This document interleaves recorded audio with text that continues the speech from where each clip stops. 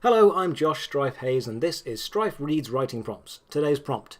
Hidden in the tunnels of the trenches of World War I is an underground bar run and used by soldiers of both sides.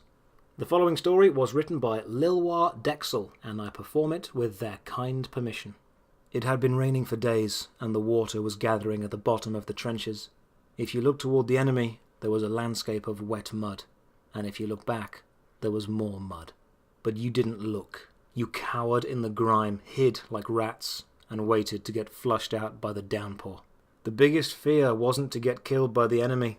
It was to end up like Jimmy, Eric, Foster, Rick, and all the others, face down at the bottom of the trench, smelling like old bacon, slowly getting chewed on by the teeth of rot.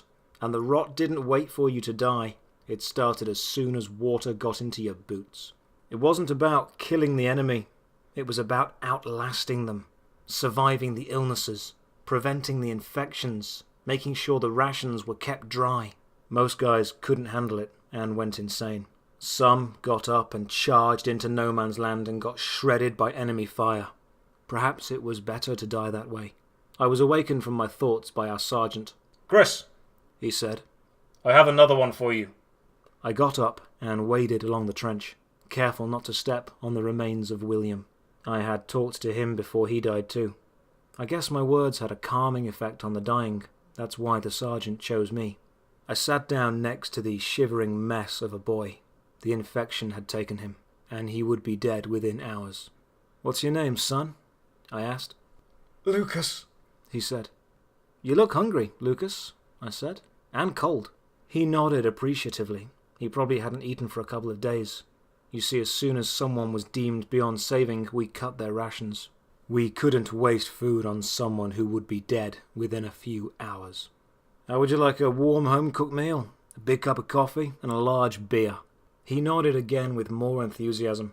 He was barely 18. I was happy I could ease his pain and make him feel a little better. "Have you ever been to the Eastern Tunnel?" He looked at me wildly before shaking his head. "You see, Lucas, there is this bar that retired soldiers get to go to. It's a peaceful place where you can meet people from the other side too and discuss politics and philosophy without weapons. Sometimes there are ladies there too." The furrow in his forehead smoothed itself out, and he looked dreamily at the grey clouds above, clearly imagining it. "Would you like to retire, Lucas?" He sighed deeply. The shivers were almost gone now. He nodded. "All right, come with me."